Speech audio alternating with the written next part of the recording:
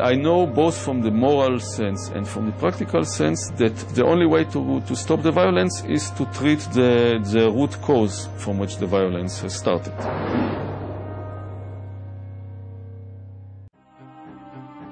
The number one myth that Westerners have about this conflict is that Arabs and Jews have been fighting for thousands of years and they're going to continue to fight. This is really quite bizarre because all it takes is a little bit of reading of history to find out that this just isn't true. There is no congenital historical enmity between the Arabs and the Jews. The Jews flourished in the Arab world at a time when they were being persecuted throughout all of Europe.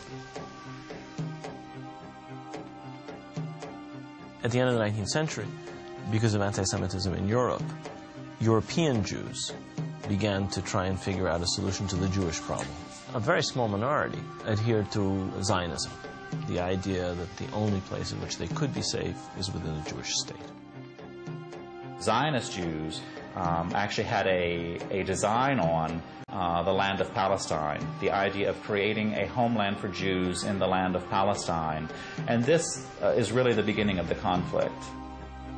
The mainstream Israeli Jewish society believed, because that's the way they had been educated, that Palestine was empty, had been empty when the Jewish settlers came there.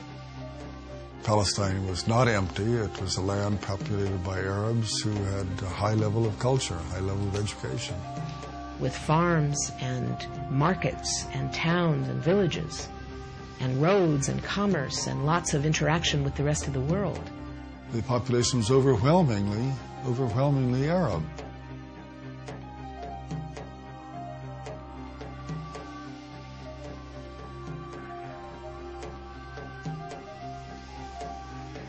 Jewish immigration increased under British rule following World War I, when Britain implemented the Balfour Declaration, promising a Jewish homeland in Palestine. This measure conflicted with Britain's previous promise of self-rule for Arab inhabitants throughout the region. Britain was basically extremely supportive of the Zionist movement. It helped to establish all of the structures of a state.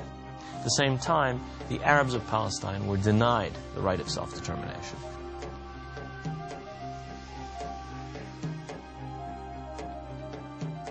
The Palestinians saw a European power decide the future of a non-European territory, in flat disregard of both their presence and wishes. In the 1920s, as land was being stripped away from local residents, the first clashes between Palestinians and Jews began, and would continue on for years to come.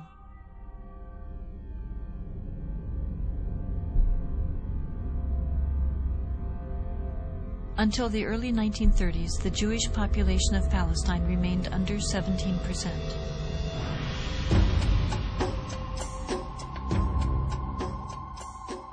Hitler's rise to power in Germany completely changed that. In just 5 years, 174,000 Jews flooded into Palestine, doubling their population.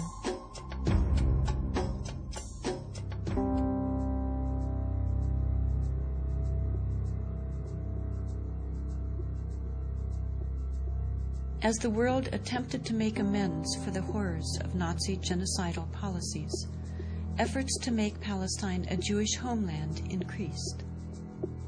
The Palestinians, they were not the Nazis. They were not responsible for the Holocaust. But they were the ones who paid the price. In 1947, with the conflict spiraling out of control, Britain decided to turn the problem of Palestine over to the United Nations. The UN, under pressure, proposed to divide the land into 2 states, an Arab state and a Jewish state. Arabs were to be given 43% of the land, despite the fact that they made up more than 2/3 of the population and owned over 92% of the land. Jews were to be given 56%, although they comprised only 1/3 of the population and owned less than 8% of the total area. Nevertheless, they were given not only most of the land, they were given the most fertile land. Zionist leaders took advantage of their superior military preparation and immediately began occupying major Arab cities in Palestine.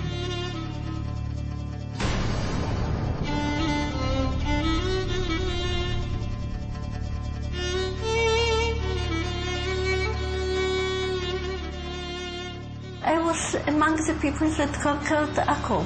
When we were walking around, we entered a flat. There was a pair of shoes of a small child, maybe 2 years old. They didn't have time to put on the shoes, so they left the shoes and they ran away. They left everything.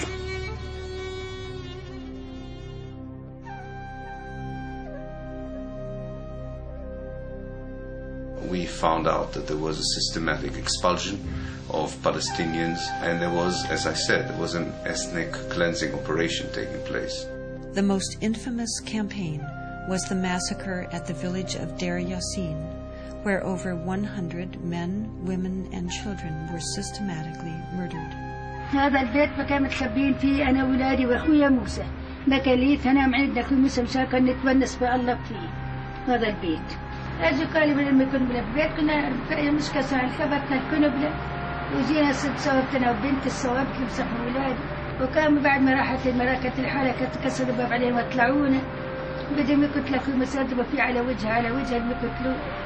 وتناولت 250 ليرة من عدة. وقلت يا خواجه بس مشان الله الطالب انت ستكت للشي قال لي كتير انت كويس هات المصاري بارس وكوتش الحنو شو تسوي فيها كوتش الحنو اجراك يا ويلي هي زوجتك على السلام تحلو وضلت يعود حتى في الخمس ساعات ويكون راسك يمسك الدم حتى 5 مليون تحت راسها.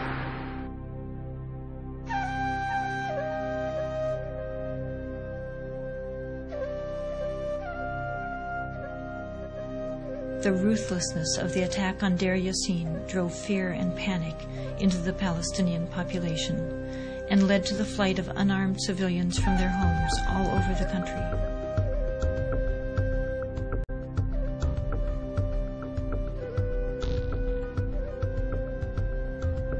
As a result, maybe 300 or so thousand Palestinians had already been expelled before the first Arab soldier entered Palestine. Some of the neighboring Arab armies finally intervened after May 15, 1948, when Israel officially announced its statehood.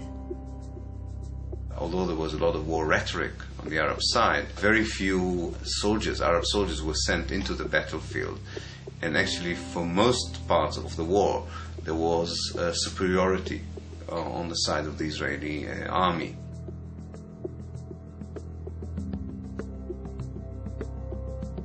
The Israeli army cleansed much of the territory and took over a large part of the designated Palestinian state. The new state of Israel encompassed 78% of the total land of Palestine. The West Bank came under Jordanian control and the Gaza Strip under Egyptian dominion.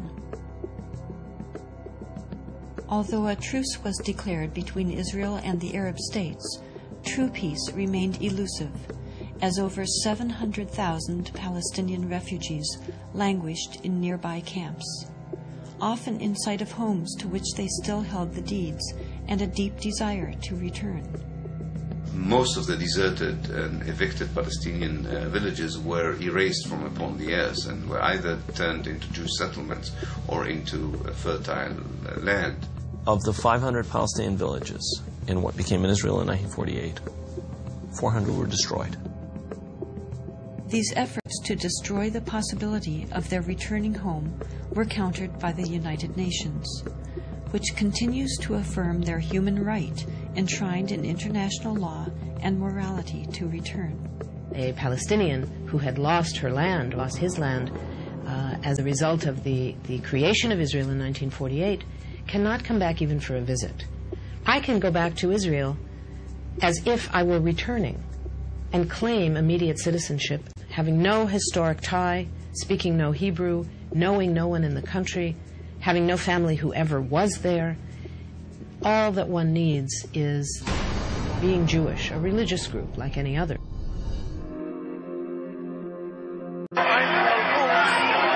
I'm a witness. I know the Arabs are very good. No problem till the Zionist movement start.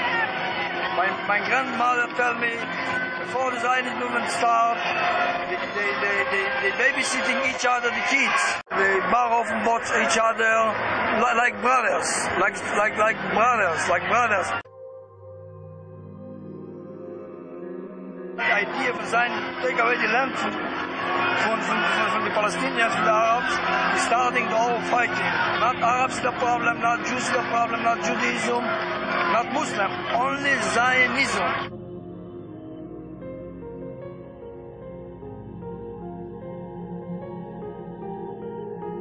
The events of 1948 were a defining moment for the Middle East, and from that point onward created instability throughout the region. Violent tensions continued and led to another war in 1967.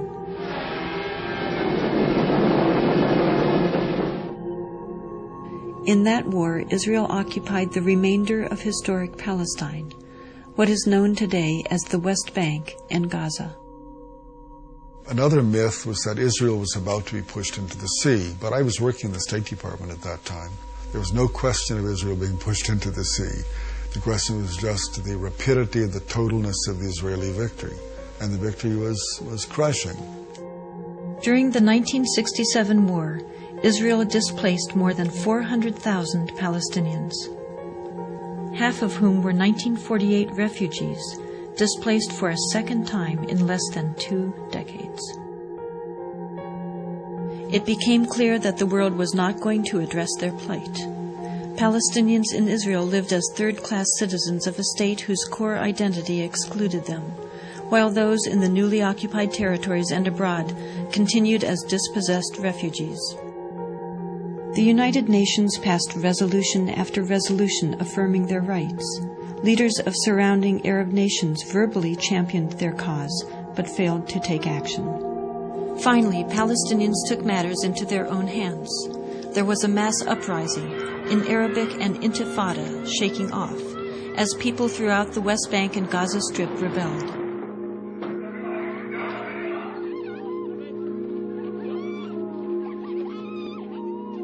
The Israeli government adopted a strategy, in the words of Defense Minister Itzhak Rabin, of might, power, and beatings, which became known as the break the bones strategy.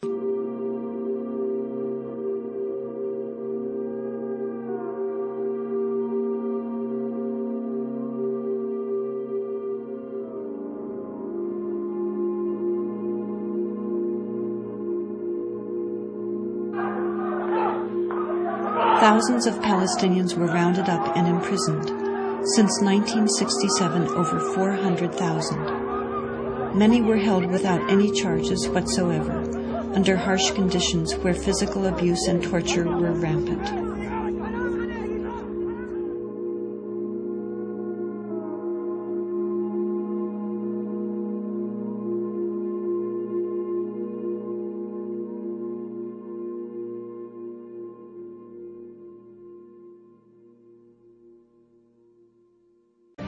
And in that period, when there was supposed to be a peace process underway, in fact, the daily lives of Palestinians throughout the occupied territories got worse and worse and worse. The reality, and I saw it with my own eyes, that this was a new form of Israeli domination over Palestinians. Economic and social rights, which are rights to health, education, work, etc. These areas are the areas that declined the worst for the majority of Palestinians, almost all Palestinians. All the economic indicators turned for the worse under Oslo during this peace process. Moreover, Israeli settlements have continued to expand throughout that period.